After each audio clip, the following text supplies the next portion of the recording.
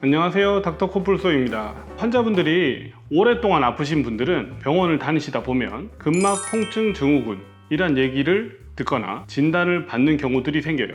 오래 아프다 보면 근막 통증 증후군이라는 진단을 받아버려요. 해결이 안 되기 때문에. 근데 제가 그런 환자분들 진료를 봐보면 제대로 진단을 못 받은 것 같은데 이 근막 통증 증후군이라는 거를 잘 알고 환자한테 말한 걸까? 라는 케이스들이 많이 있습니다. 사실 근막이라는 용어가 굉장히 생소합니다. 환자분들이 근막이 뭐야?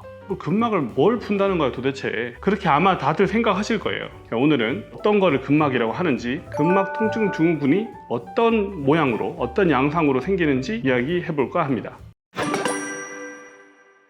근막은 어느 정도 옆에 있는 근육, 유사한 운동을 하는 그런 근육들과 유기적으로 연결이 되어 있습니다. 우리가 닭다리를 먹으면 다리가 근육이 따로따로 분리가 되어 있지 않잖아요. 그건 뭐 정육을 해도 똑같습니다. 근육이 개별로 분리되어 있다기보다 어느 정도 이렇게 연결이 돼서 싸져 있단 말이에요. 그래서 그 근막, 같은 운동을 하는 근육들끼리의 이런 유기적인 연결이 되어 있는 이런 근막이 분명히 하는 역할이 있다는 겁니다. 팔을 뒤로 젖히는 동작에서 문제가 생기는 환자를 예를 들어서 근막 통증 증후군이 어떤 모양으로 생기는지 설명해 볼까 합니다. 환자가 저를 찾아왔는데 팔을 뒤로 젖히는 동작을 할 때 팔이 아픕니다. 젖히는 동작을 하는 근육은 극하근이 제일 큰 근육 중에 흔한 근육이에요. 극하근이 고장이 났겠는데 라고 생각을 했는데 얘기를 잘 들어보니까 손까지 저리다고 얘기를 합니다. 근데 어깨 신경은 팔꿈치를 넘어갈 수가 없어요. 겨드랑이 신경이 눌리더라도 팔꿈치 위쪽으로 아파야 됩니다. 근데 이 환자는 왜 손이 저리다고 하지? 그 목 엑스레이를 찍어보면 디스크도 없는데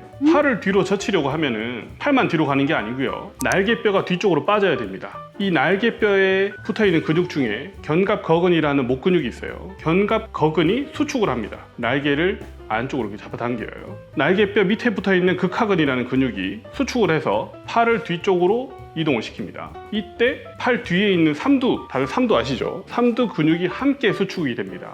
팔을 뒤로 하는 동작을 우리가 하기 위해서 날개뼈가 이동을 해야 되기 때문에 견갑거근, 극하근, 삼두라는 근육이 한꺼번에 수축을 하면서 운동을 하게 돼요. 근막으로 연결이 되어 있겠죠. 이때 삼두가 과하게 수축을 하게 되면 요골신경이 눌립니다. 요골신경은 팔꿈치 뒤에서 돌아가요. 요골신경이 눌리면 손이 저립니다.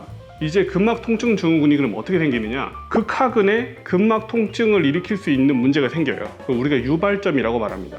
극하근에 유발점이 생겼더니 극하근만 고장이 났는데 견갑거근도 아프고 날개뼈도 아프고 삼두도 아프고 삼두가 신경을 눌러서 손까지 저린 겁니다. 저를 찾아온 그 환자는 극하근을 치료해서 유발점을 치료해서 좋아졌어요.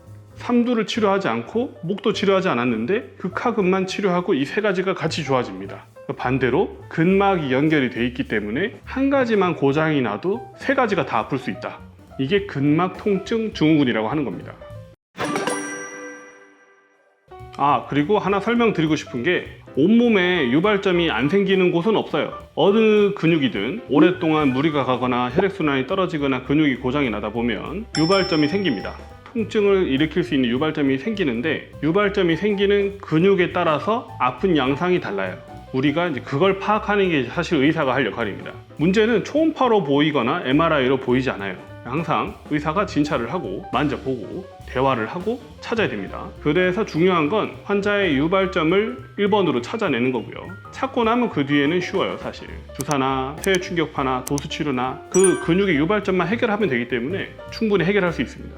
그래서 제가 오늘 근막 통증에 대해서 얘기를 해봤어요. 오늘은 팔을 뒤로 젖히는 동작에서 연결되는, 사실 이게 진단이 어려운 경우가 많아요. 저도 헷갈려서 목 디스크랑 오해하기도 하고 이것저것 치료하다가 찾게 됩니다.